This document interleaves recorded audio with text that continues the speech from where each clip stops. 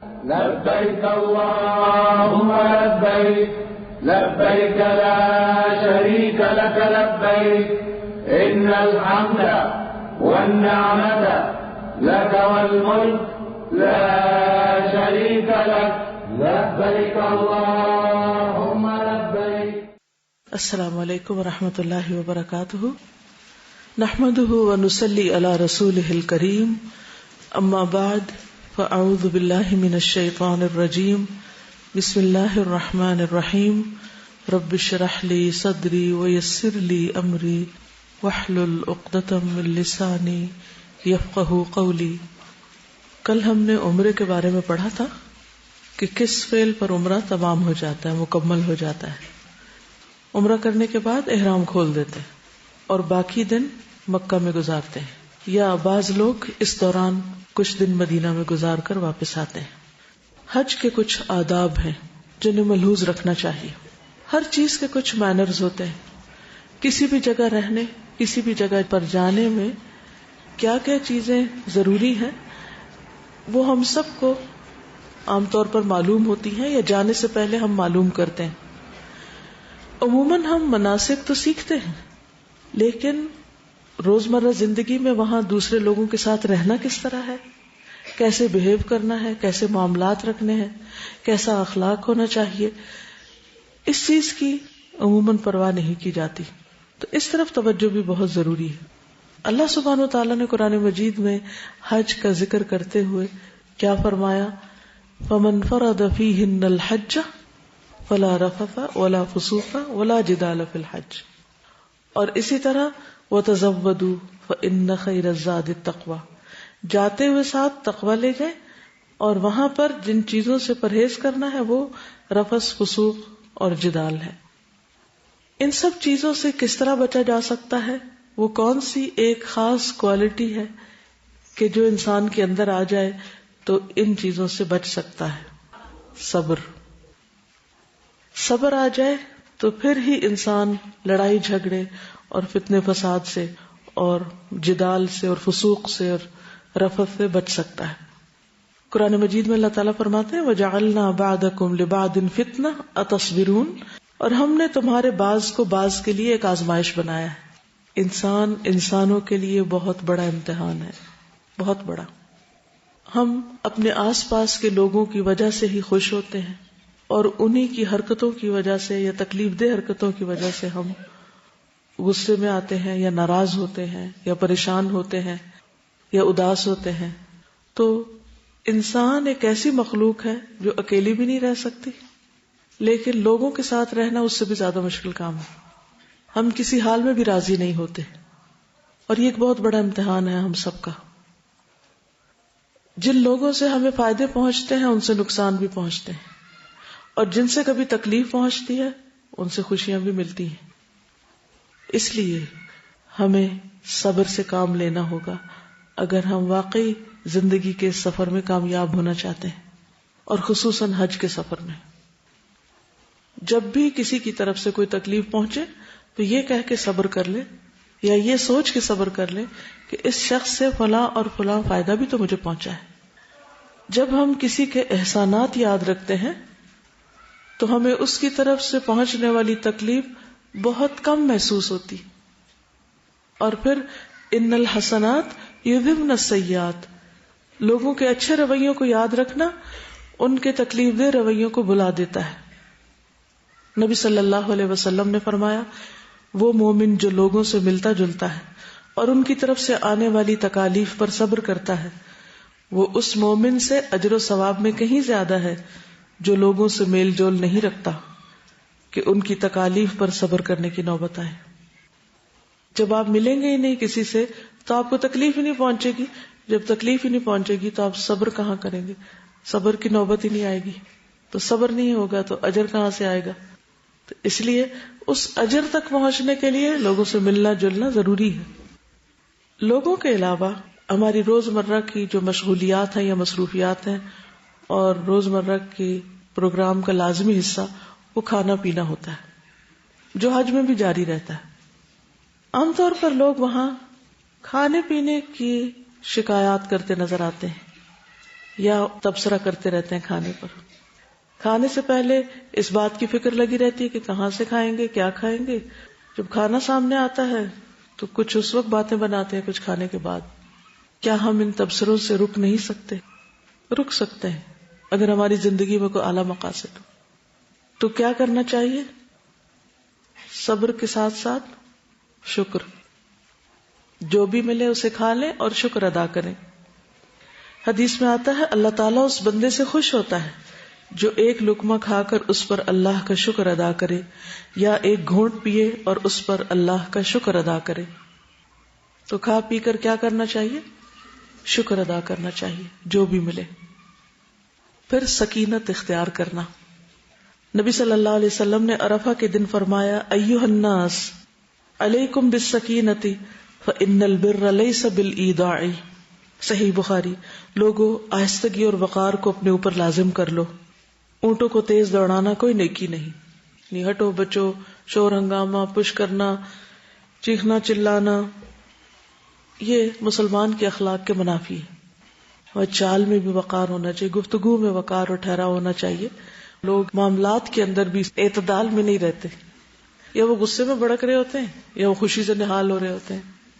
بھائی درمیان میں رہو, ٹھہر جاؤ, سکینت اختیار کرو. خصوصاً عورتوں کے لیے بہت مشکل ہے, لیکن کوشش کرنے پر آپ یہ عادت اور سیرت اختیار کر سکتے. کچھ لوگ میں دیکھتی ہوں کہ ان کے اندر ماشاءاللہ بے پناہ ٹھہراؤ ہوتا ہے. ایسے لوگوں کو دیکھا کریں کہ وہ کس طرح بات کر رہے ہیں, کس طرح چل رہے ہیں, کیا کر رہے ہیں, کیونکہ انسان دیکھ کر بہت کچھ سیکھ سکتا ہے. پھر اپنی ذات سے دوسروں کو سکون اور تسلی دینا. انس بن مالک رضی اللہ عنہ سے روایت ہے کہ نبی صلی اللہ علیہ وسلم نے فرمایا یسروا ولا تعسروا وسکنوا ولا تنفروا. آسانی پیدا کرو, تنگی پیدا نہ کرو, لوگوں کو تسلی اور سکون دو, نفرت نہ دلاؤ. یعنی جہاں چاروں طرف آپ کے لوگ ہی لوگ ہوں وہاں پر آپ کے لیے نیکی کرنے کے مواقع بڑھ جاتے ہیں. آپ اس نگاہ سے لوگوں کو دیکھیں کہ کہاں, کس وقت, کب, کیسے, کس کے کام آ سکتا ہوں. میں کسی کی کیا مدد کر سکتا ہوں, کیا خدمت کر سکتا ہوں, کسی کو کوئی بھلی بات بتا سکتا ہوں, کسی سے کوئی تکلیف دور کر سکتا ہوں, کسی کو آرام پہنچا سکتا ہوں. لیکن یہ سارے کام کرتے کرتے ساتھ ہی ذکر اذکار جاری رہنے چاہیے. بعض لوگ جب دوسروں کی مدد کرنے لگتے ہیں تو ادھر ادھر کی فضول باتیں شروع کر دیتے ہیں, وہ کوئی غیبت شروع کر دیتے ہیں, کسی پہ تبصرہ, کسی پہ ہنس رہے ہیں, کسی کا مذاق اڑا رہے ہیں, کام بھی کر رہے ہیں لیکن ساتھ ایسی حرکتیں کر رہے ہیں. تو اس کی بجائے کیا کرنا چاہیے؟ یا تو اچھی بات کریں, آپ پھر خاموش رہیں, اور خاموشی سے بہتر ہے اللہ کا ذکر. جب نبی صلی اللہ علیہ وسلم سے بہترین حج کے بارے میں پوچھا گیا تو آپ نے کیا فرمایا کہ سب سے اچھا حج کون سا ہے؟ جس میں کثرت سے اللہ کا ذکر ہو. رسول اللہ صلی اللہ علیہ وسلم نے فرمایا خیر العمل ان تفارق الدنیا ولسانک رطب من ذکر اللہ. بہترین عمل یہ ہے کہ جب تو دنیا سے رخصت ہو تو تیری زبان اللہ کے ذکر سے تر ہو. لیکن یہ اسی وقت ہو سکتا ہے جب عام دنوں میں ہمیں کثرت سے ذکر کی عادت ہو. نبی صلی اللہ علیہ وسلم نے فرمایا 3 لوگوں کی دعا رد نہیں کی جاتی. ان میں سے ایک اللہ کا بہت زیادہ ذکر کرنے والا. یعنی اگر آپ اللہ کا بہت ذکر کریں تو اس کا فائدہ کیا ہوگا؟ آپ کی دعائیں قبول ہوں گی, اور ہر شخص یہ چاہتا ہے کہ اس کی دعا قبول ہو, اور اس کو خوش قسمت سمجھتے ہم جس کی دعائیں قبول ہو رہی ہیں. پھر امیر کی اطاعت. وبرہ کہتے ہیں میں نے عبداللہ بن عمر رضی اللہ عنہ سے پوچھا میں کنکریاں کس وقت ماروں؟ تو انہوں نے فرمایا جب تمہارا امام مارے تو تم بھی مارو. عموماً گروپس میں حج ہوتا ہے, چاہے فیملی کا ہو یا کسی ملک سے جب آپ جا رہے ہو تو اس وقت اکٹھے حج کر رہے ہو, تو اس میں ہر شخص کو اپنی الگ الگ راہ نہیں پکڑنی چاہیے اور اپنی مرضی سے قافلے سے ادھر ادھر نہیں بھٹک جانا چاہیے, کیونکہ کچھ پتہ نہیں کہ اتنے رش میں کوئی کچلا جائے, کسی کو ہارٹ اٹیک ہو جائے, کچھ ہو جائے, اور پھر آپ کو کوئی پہچانتا نہ ہو, جانتا نہ ہو, تو کتنی مشکل ہو. یا آپ راستہ ہی نہ کھو بیٹھے, یا غلطی سے کسی لمبے راستے پہ نہ پڑ جائیں اور بلا وجہ کی مشقت میں پڑ جائیں, اور آپ بہت سی اور دیگر خیر سے محروم ہو جائیں. تو اس لیے حج کے سفر میں اور کسی بھی اجتماعی سفر میں, خواہ کوئی ٹرپ ہو, کیا کرنا چاہیے؟ انسٹرکشنز کو غور سے سننا چاہیے اور ان کو فالو کرنا چاہیے، چاہے وہ گروپ ٹائم ہو یا کلاس روم ہو یا سفر میں ہو یا پھر حج پہ ہو. آپ وہاں پر دیکھیں گے کہ بہت سے ممالک کے گروپس اتنے آرگنائزڈ ہوتے ہیں، حتیٰ کہ لباس تو چھوڑو، ان کے جو بیگز ہوتے ہیں وہ بھی ایک سائز کے اور ایک رنگ کے اور ایک طرح کے سٹریپ سے بندھے ہوئے. حج پر بھی لوگ بہت ہی آرگنائزڈ وے میں سفر کر رہے ہوتے ہیں اور وہ اس سنت پر عمل کر رہے ہوتے ہیں. اپنی مرضی کرنے میں سہولت تو بہت ہوتی ہے، لیکن بتائیے کہ کیا ہمیشہ ہی سہولت ہوتی؟ اس سے بہت زیادہ پرہیز کرنا چاہیے کہ جہاں بھی آپ اکٹھے ہو کر جائیں، اکٹھے ہو کر رہیں، تو جو وقت بتایا جائے، جو جگہ بتائی جائے، اس کی پابندی کریں، ورنہ آپ خود کو بھی مصیبت میں ڈالیں گے اور دوسروں کو بھی. پھر لڑائی جھگڑے سے بچنا. بہت زیادہ مواقع ہوتے ہیں وہاں لڑنے کے، لیکن اللہ تعالیٰ نے خاص طور پر مینشن کیا ولا جدال، لڑنا تو ہے ہی نہیں. نبی صلی اللہ علیہ وسلم نے جب حدیبیہ میں پڑاؤ ڈالا تو ان کے ایک خیرخواہ نے خبر دی کہ میں کعب بن لؤی اور عامر بن لؤی کو پیچھے چھوڑ کر آ رہا ہوں، جنہوں نے حدیبیہ کے پانی کے ذخیروں پر اپنا پڑاؤ ڈال دیا ہے. ان کے ساتھ بکثرت دودھ دینے والی اونٹنیاں اپنے بچوں کے ساتھ ہیں. وہ آپ سے لڑیں گے اور آپ کے بیت اللہ پہنچنے میں رکاوٹ بنیں گے. لیکن آپ نے فرمایا ہم کسی سے لڑنے نہیں آئے، ہم صرف عمرے کے ارادے سے آئے ہیں. تو جو اللہ کے راستے میں ہوتا ہے، یعنی حج یا عمرے کے سفر میں، جو بالکل پیسفل سفر ہوتا ہے، کوئی آپ سے لڑنا بھی چاہے یا لڑائی چھیڑے بھی تو آپ اس کو موقع نہ دیں. بعض لوگوں کو عادت ہوتی ہے، جب پتہ ہو ایک شخص کی عادت کا، اس کو لڑنے کی عادت ہے اور اس سے آپ آرام سے بھی کوئی بات کریں گے تو لڑ کے ہی جواب دے گا، تو بس بات کو سمجھ لیں کہ اس نے لڑنا ہے اور ایکسپیکٹ کیا کریں کہ میں سیدھی بات بھی کروں گا تو یہ الٹا جواب دے گا. ہوتا ہے نا، ایسے لوگ ہوتے ہیں، ہر جگہ ہوتے ہیں. تو جب زندگی میں آپ لوگوں کے مزاج سمجھ جاتے ہیں تو آپ کو معاملہ کرنے میں بہت آسانی ہو جاتی ہے. جس چیز کو آپ ایکسپیکٹ کر رہے ہوتے جب وہ سامنے آ جاتی تو آپ کہتے ہیں تو نارمل ہے، سو واٹ، یہ تو ہونا ہی تھا. پہلے سے آپ انتظار میں ہوتے اچھا وہ کیا ہوتا ہے.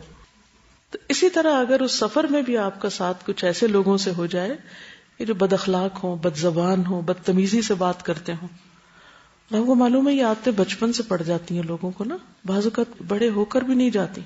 وہ کسی بھی مقام پہ پہنچ جائیں لیکن ان کے پھر اخلاق نہیں بدلتے، کیونکہ وہ ان ماحول کی پیداوار ہے نا. وہ بعض اوقات ان کے بس کی بات نہیں ہوتی، ان کو سمجھ بھی نہیں ہوتی وہ کیا بول رہے ہیں، کیا کہہ رہے ہیں، احساس بھی نہیں ہوتا. چھوٹ چھوٹ کے تانے دیتے جاتے ہیں اور وہ اس کو اپنے بڑی سمارٹنس سمجھتے ہیں، حالانکہ انتہا درجے کی بد اخلاقی ہوتی. دین یہ تعلیم نہیں دیتا. یہ لوگوں کے اپنے اخلاق، مزاج، ان کے خاندان، ان کے ماحول ہوتے ہیں جن کا وہ رنگ چڑھائے ہوتے ہیں اپنے اوپر. تو جب کوئی لڑنے جا رہا ہو تو پھر کنارہ کشی کر لیں. مسور بن مخرمہ سے روایت ہے کہ رسول اللہ صلی اللہ علیہ وسلم صلح حدیبیہ کے موقع پر مکہ جا رہے تھے. ابھی آپ راستے میں تھے کہ آپ نے فرمایا خالد بن ولید قریش کے سواروں کے ساتھ ہماری نقل و حرکت کا اندازہ لگانے کے لیے مقام غمیم میں مقیم ہے، اس لیے تم لوگ داہنی طرف ہو جاؤ. بس اللہ کی قسم خالد کو ان کے متعلق کچھ بھی علم نہ ہو سکا. یعنی وہ پتہ چلانے کے لیے کس طرح مسلمان جا رہے ہیں وہ دیکھنا چاہتے تھے. تو نبی صلی اللہ علیہ وسلم نے رستہ ہی بدل دیا. جب آپ کو پتہ ہو کہ لڑنے والا وہ سامنے سے آ رہا ہے تو آپ کیا کریں؟ بہادری کا مظاہرہ کریں، آستینیں چڑھانے لگیں؟ نہیں، رستہ بدل دیں. لوگوں کے ساتھ اچھے اخلاق سے پیش آئیں. یعنی یہ تو اس صورت میں جب کوئی آپ سے لڑنے آ رہا ہو، لیکن آپ خود جب معاملہ کریں تو اچھی طرح کریں. حدیث میں آتا ہے جہاں کہیں بھی ہو اللہ سے ڈرو، برائی کے بعد بھلائی کرو تاکہ وہ اسے مٹا دے، اور لوگوں سے اچھے اخلاق سے پیش آؤ. ہم انسان ہیں، غلطی، کمی، کمزوری ہم سب سے ہو جاتی، لیکن اس کے بعد کوشش کریں کہ پھر اچھا سلوک کر لیں، حسن اخلاق سے معاملہ کر لیں. نبی صلی اللہ علیہ وسلم نے فرمایا تم میں سب سے بہتر وہ ہے جس سے خیر کی امید ہو. یعنی آپ جب اس سے بات کریں تو آپ کو یہ اطمینان ہو کہ اس شخص سے مجھے خیر ہی ملے گی، کوئی بھلائی نصیب ہوگی، اور اس کے شر سے امن ہو. اور سب سے بدتر وہ ہے جس سے خیر کی توقع نہ ہو اور اس کے شر سے امن نہ ہو. پھر زبان کی حفاظت، اس پہ خصوصی دھیان دیں، اس کو لاک میں رکھیں. ناشکری کے جملے نہ بولے جو اللہ کی ناراضگی کا باعث ہوں. ابو ہریرہ فرماتے ہیں نبی صلی اللہ علیہ وسلم نے فرمایا بندہ ایک بات زبان سے نکالتا ہے اور اس کے بارے میں سوچتا نہیں، جس کی وجہ سے وہ دوزخ میں اتنی دور پھسل کے گرتا ہے جتنا مشرق و مغرب کے بیچ میں دوری. تو اس لیے بہت سوچ سمجھ کے بات کریں، اور اگر کوئی بات کر کے آپ کو خلش شروع ہو جائے تو استغفار کر لیں، اور آئندہ ان جملوں پر چیک رکھیں کہ پھر ایسی بات نہیں کریں گے. جب ہم کثرت سے ذکر کریں گے اور خاموش رہیں گے تو پھر ایسی نوبت ویسے ہی کم آئے گی. رسول اللہ صلی اللہ علیہ وسلم نے فرمایا، اللہ اس بندے پر رحم فرمائے جو فائدہ مند بات کرتا ہے یا پھر خاموش رہ کر سلامت رہتا ہے. یعنی یہ نہیں کہ ایک مصنوعی خاموشی طاری کر لیں، جب ضرورت کے موقع پر بھی کوئی نہیں بولتا اس سے بھی دوسروں کو پریشانی لاحق ہوتی ہے، تو اس پریشانی سے بھی دوسرے کو بچانا چاہیے. تو اللہ تعالیٰ اس پر رحم کرے جو فائدے کی بات کرے، یعنی فائدے کی بات کرنے والے پر اللہ کی رحمت ہے. یا پھر اگر نہیں ہے کوئی فائدے کی بات، کام کی بات، تو خاموشی اختیار کر کے سلامت رہیں. پھر نظروں کی حفاظت، کیونکہ حج کے لیے کثرت سے مرد اور کثرت سے عورتیں گئی ہوتی ہیں اور باہم اختلاط بھی بہت ہوتا ہے.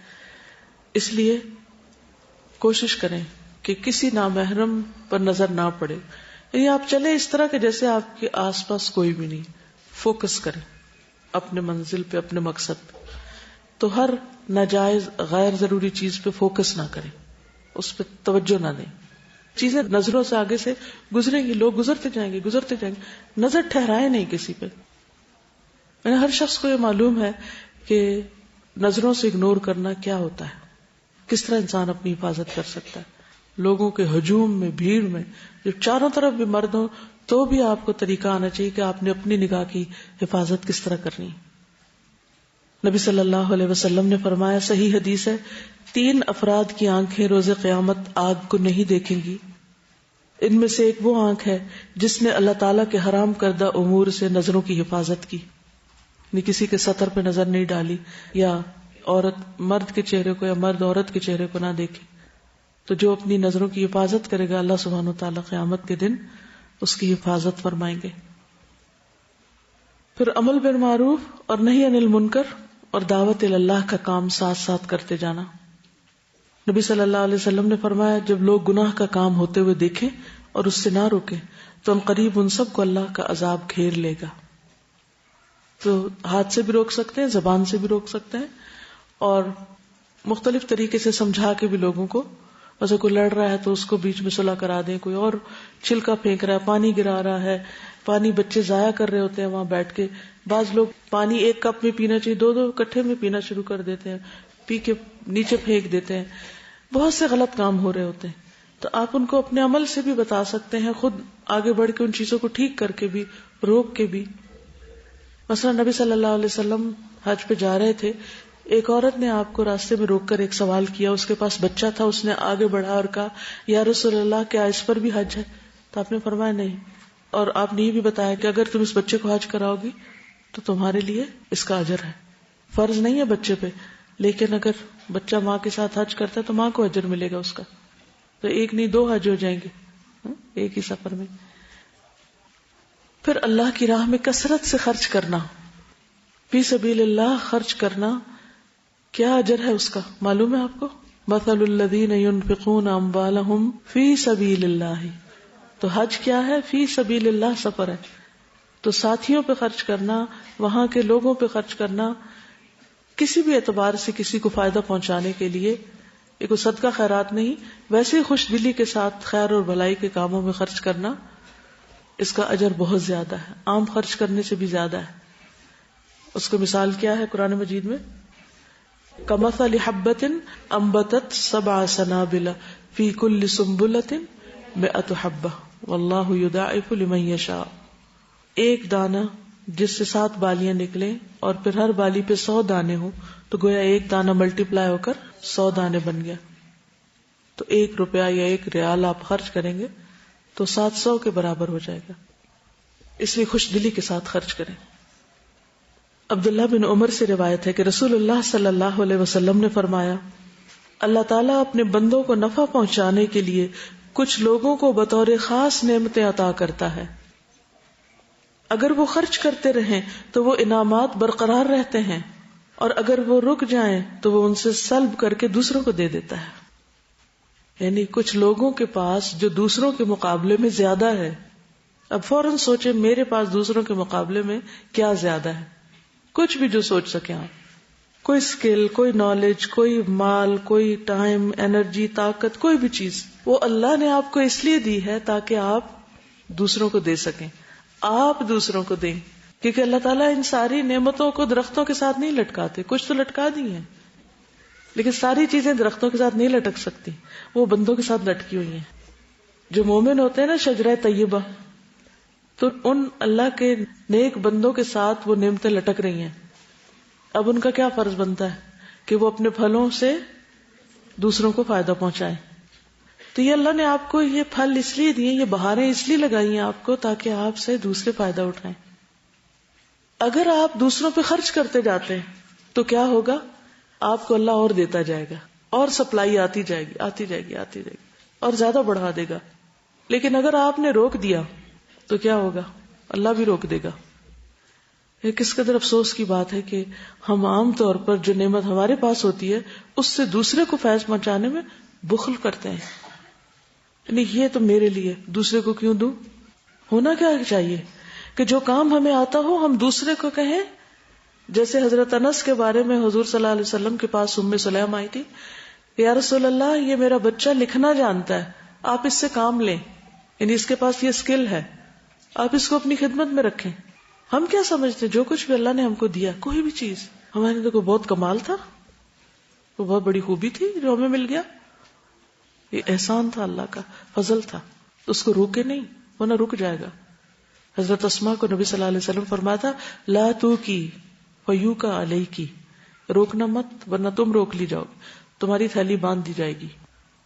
تو اس موقع پہ سب سوچیں وہ کون سا کام ہے جو میں دوسروں کی نسبت بہتر کر سکتی ہوں اور مجھ پر اللہ کا فضل ہے اور مجھے وہ آتا ہے اور میرے ساتھ والوں کو نہیں آتا. کیوں نہ میں ان کو بھی سکھا دوں، کیوں نہ میں ان تک بھی خیر لے جاؤں، کیونکہ الٹیمیٹلی تو وہ آپ ہی تک واپس پہنچے گی. تو کوئی بھی نیکی کا کام جو آپ کر سکتے ہو اور کسی بھی وجہ سے، خواہ وہ کوئی غصہ ہو، خواہ کوئی عداوت ہو کسی کی، یا بخل ہو یا حسد ہو یا کوئی ضد ہو، کسی بنا پر بھی اگر آپ روک لیتے ہیں نا تو آپ سے نیکی کے مواقع چھن جاتے ہیں، آپ محروم کر دیے جاتے ہیں. اللہ تعالیٰ وہ کسی اور کو نواز دیتا ہے، اللہ کسی اور سے کام لے لیتا ہے. پھر دوسرے حجاج کی مدد کرنے میں کیا کیا ہو سکتا ہے؟ مثلا ان کا سامان اٹھانے یا رکھنے میں مدد دینا. نبی صلی اللہ علیہ وسلم نے فرمایا جس نے کسی مسلمان سے دنیا کا کوئی دکھ دور کیا، اللہ عز و جل اس سے قیامت کے روز کا کوئی دکھ دور کر دے گا. اور جس نے کسی مشکل میں پڑے شخص کے لیے آسانی کی، اللہ تعالیٰ اس کے لیے دنیا اور آخرت میں آسانی کرے گا. اور جس نے کسی مسلمان کی پردہ پوشی کی، اللہ تعالیٰ دنیا اور آخرت میں اس کی پردہ پوشی کرے گا. اللہ تعالیٰ اس وقت تک بندے کی مدد میں رہتا ہے جب تک کہ بندہ اپنے بھائی کی مدد میں رہے. پھر شاعر اللہ کی تعظیم کرنا، یہ بھی حج کے آداب میں سے ہے. وَمَن يُعَظِّمْ شَعَائِرَ اللَّهِ فَإِنَّهَا مِن تَقْوَى الْقُلُوبِ. کیا کیا شاعر اللہ ہیں؟ مثلا جتنے بھی مناسک ہیں وہاں، خاص طور پہ مسجد ہے، کعبہ شریف ہے، تو وہاں شور ہنگامے سے بچنا، لڑائی سے اور ایسے کام کرنے سے جو مسجد کے ادب کے خلاف ہوں. بعض لوگ وہاں کوڑا بکھیر دیتے ہیں، صفائی کا لحاظ نہیں رکھتے، کعبہ کی طرف وہاں بھی پاؤں کر کے لیٹ جاتے ہیں، قرآن مجید نیچے رکھ دیتے ہیں. تو یہ ساری چیزیں جو ہیں یہ ناپسندیدہ ہیں. پھر یہ کہ اپنے آپ کو بیکار چیزوں سے دور رکھنا، بیکار گفتگو، بیکار کام، غیر ضروری مصروفیات، کیونکہ گنتی کے چند دن ہیں، یہ بھی ان سے پورا فائدہ اٹھانا چاہیے. اور ویسے بھی انسان کے اسلام کی خوبی یہ ہے کہ وہ بیکار کاموں کو چھوڑ دے. پھر دوسروں کی ضروریات کا خیال رکھنا، کسی کو پانی پلا دینا، کسی کو کھانا لا کر دے دینا. کچھ لوگ چائے پینے کے عادی ہوتے ہیں، بزرگ لوگ، ان کے لیے چائے لا کر دینا، یا اگر پکانے کی جگہ ہے تو پکا کر سب کو سرو کر دینا. ایک گروپ کے اندر ینگ لوگ ہوتے ہیں، کوئی بڑے عمر کے ہوتے ہیں، کوئی بہت صحت مند ہوتے ہیں، کوئی بیمار ہوتے ہیں. تو آپ اپنا مقام دیکھ لیجئے کہ آپ کہاں ہیں اور آپ کتنی نیکی کما سکتے ہیں. تو اس اعتبار سے دوسروں کے ساتھ جتنی بھی ان کی خدمت، ان کی مدد آپ کر سکتے ہو کریں، لیکن ساتھ ساتھ نیت ضرور قابو میں رکھیں. پیپل پلیزر نہ بن جائیں کہ لوگ کہیں گے واہ بے واہ فلاں تو بہت اچھی ہے، اس نے تو اتنی خدمت کی حج کے سفر میں کہ بس ہمیں بھولتا ہی نہیں. یہ تمغہ لینے کے لیے نہیں کریں. جب شیطان دل میں یہ وسوسہ ڈالے تو فوراً اپنے آپ کو سنبھالے کہ نہیں، مجھے تو اللہ کی رضا چاہیے.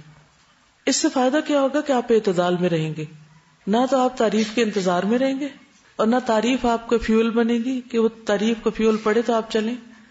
آپ چلتے رہیں گے حتیٰ کہ جب لوگ تعریف نہیں کریں گے یا بعض اوقات تعریف کی بجائے تنقید کریں گے تو بھی آپ اپنا کام کرتے رہیں گے، کیونکہ آپ کو پتا ہے کہ آپ اللہ کے لیے کر رہے ہیں، ان کے لیے تو کر ہی نہیں رہے تھے.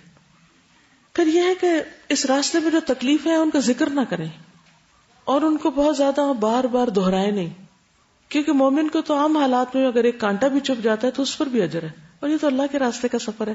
کیونکہ شکوہ کس سے کر رہے ہیں کہ اللہ تیرے راستے میں یہ اور یہ مشکل پیش آئی؟ نہیں، نادانی میں بھی ایسی باتیں نہ کریں، کیونکہ جو مسلمان جب اس کو دنیا میں کوئی کانٹا بھی چبھے اور اس پر وہ ثواب کی نیت سے صبر کرے تو اس وجہ سے اللہ تعالیٰ قیامت کے دن اس کے گناہ معاف کر دیں گے.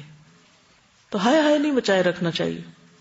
پھر اسی طرح اگر بیمار ہو جائیں حج کے سفر میں، علاج دوا کے ساتھ ساتھ اپنے ساتھیوں کو، آس پاس کے لوگوں کو تنگ نہ کریں، پریشان نہ کریں.